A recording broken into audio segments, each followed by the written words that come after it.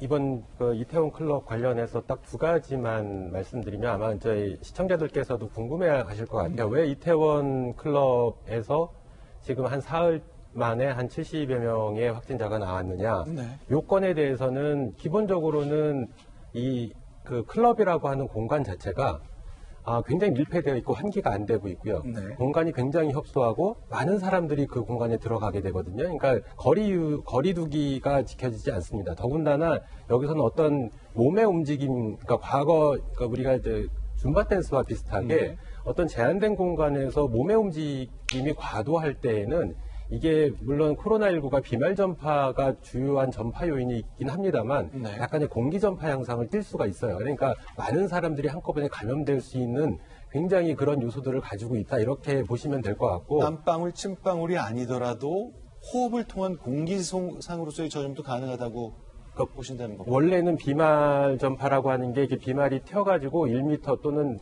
길게는 한 2m 정도 내에서 접촉을 하게 되면 감염이 되는 건데 네. 이렇게 몸의 움직임, 그러니까 물리적인 요인이 발동을 하게 되면 더 멀리까지 날아가게 되는 상황이 발생을 합니다. 그걸 우리가 공기 전파라고 얘기하는데 아하. 이런 것들이 이루어질 수 있는 환경이고요. 더군다나 또 하나는 지금 감염원으로 생각하고 있는 이 66번 그 용인 환자 같은 네. 경우, 확진자 같은 경우에는 지금 이분이 처음에 감염을 시켰던 사람인지 그분이 클럽에 가가지고 감염된 건지는 아직까지는 역학조사 결과가 안 나왔습니다. 근데 네. 제가 보기에 짧은 기간 내에 다수의 사람들이 감염돼 있는 걸로 봐서는 이분이 감염을 시킨 것보다는 어떻게 보면 그 내에서 감염이 됐을 가능성도 굉장히 높다. 그러니까 원래 클럽 자체 내에서 어떠한 바이러스가 있었었고 이분이 갔을 때 감염됐을 가능성. 근데 어쨌든 양쪽 모두 다 가능성은 아직까지는 존재를 합니다. 근데 이런 것들 때문에 급속하게 지금 확진자가 증가하는 양상을 보이지 않나 이렇게 생각을 하고 있습니다.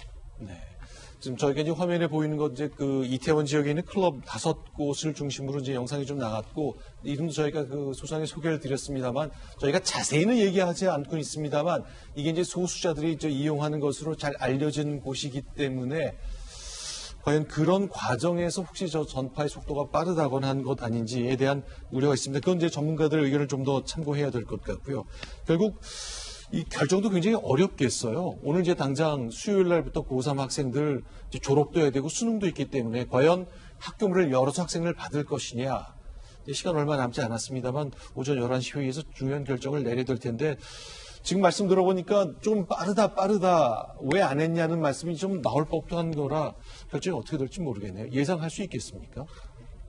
글쎄요. 저는 아까도 말씀드렸지만 굉장히 보수적으로 했으면 좋겠다라는 네. 생각을 갖고 있고요. 당장 내일 모레지만 오늘 회의하면서도 좀 충분한 시간을 갖고 여러 의견을 들어서 결정을 했으면 좋겠어요. 그러니까 가령 고3은 당장 좀 수험이 있으니까 그럼 고3만 등교를 시키든지 대신에 분반을 시켜서 학교를 전체적으로 활용하는 방안을 찾는다든가 아니면 다른 방법을 찾아야지 그냥 지금 모여서 한두 시간 내에 결정해갖고 내일 모레 그냥 등교하자 아니면 또 연기하자 이렇게 급하게 결정하는 것보다는 오늘 하루 아니면 내일까지라도 충분히 시간을 갖고 교육 전문가, 방역 전문가, 보건 전문가들께 의견을 다 들어서 결정을 하는 게 좋지 않을까라는 생각이 저는 아마 시나리오가 있을 거라고 생각해요. 이게 만약에 처음에 이제 우리가 내일 모레부터 하기로 했지 않습니까? 단계별로. 잘 안 됐을 경우에는 이런 다음 단계 옵션 B, 그다음 정말로 커졌을 때는 옵션 C 이런 이제 시나리오는 있으니까 처음부터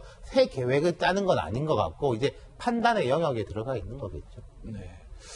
그런데 이제 그동안 이제 그 집단 감염 사례를 보면 서울 구로구의 콜센터도 그렇고 대구의 신천지 교회도 그렇고 이렇게 집단 감염된 분들이 대체로 같은 그룹에 속한 분들이고 위치가 다 파악이 됐단 말이죠. 그런데 지금은 그 클럽에 다녀간 2,000명 연락이 되지 않는 그분들 2,000명이 누구인지 연락은 앞으로 어떻게 해야 될 것인지 그럼 질병관리본부에서 큰 고민에 빠졌을 텐데 이럴 때는 어떤 걸 할 수 있습니까, 교수님?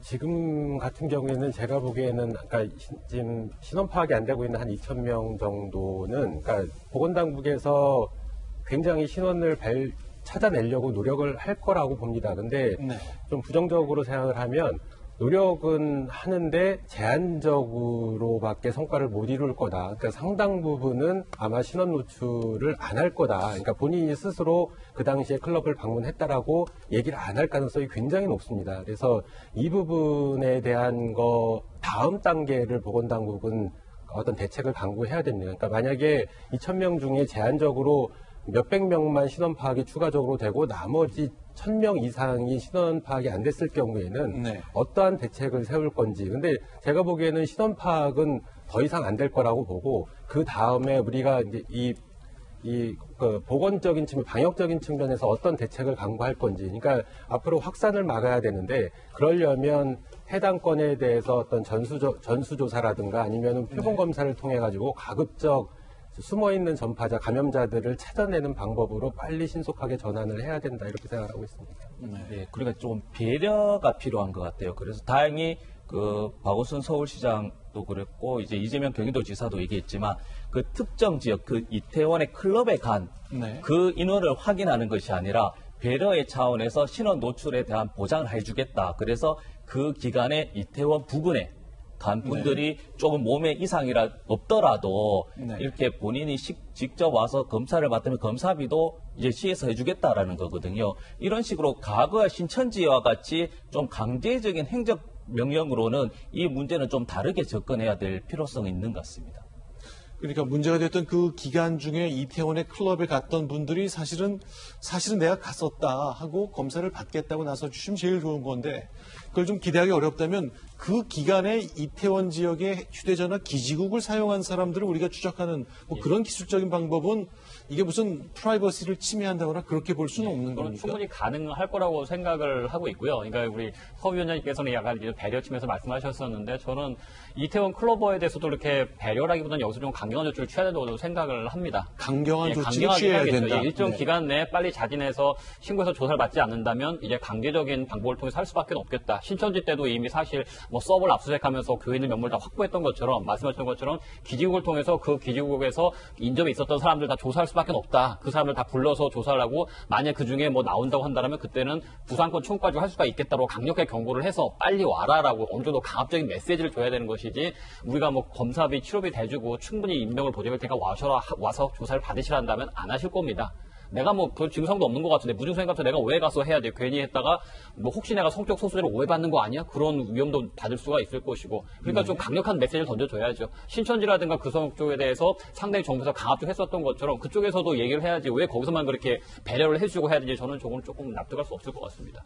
네. 그러니까 문제는 뭐냐면 아까 교수님 말씀 주신 것처럼 지금 그 66번 확진자가 우리가 앞에 쭉 소개됐던 몇몇 업체를 가서 감염이 됐는지 아니면 이태원 지역 내에서 감염이 됐는지도 확인이 안 되는 상황이잖아요.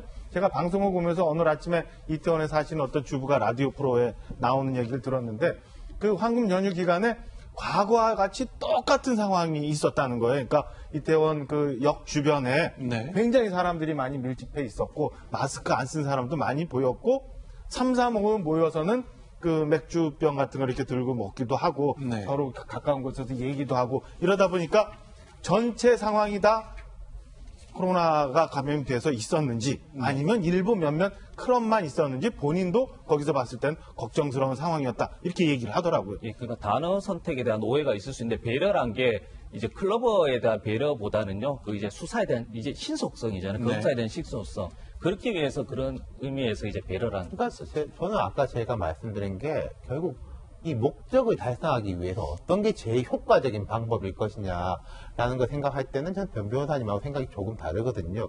그런 식으로 뭐 즉각적으로 다 나오지 않으면은 뭐 엄벌에 처한다라고 했을 때 진짜 그거 끌어낼 수 있을 것이냐, 더 숨게 만들 것이냐. 근데 어쨌든 이런 부분에 대해서는 기간에 우리가 신천지 신도들한테 했을 때 효과를 거둔 것도 있고 실패를 했던 것들도 네. 있고 어떤 테스트 베드 역할들이 있었으니까 그걸 이제 기준으로 판단해 보면 될 것 같습니다.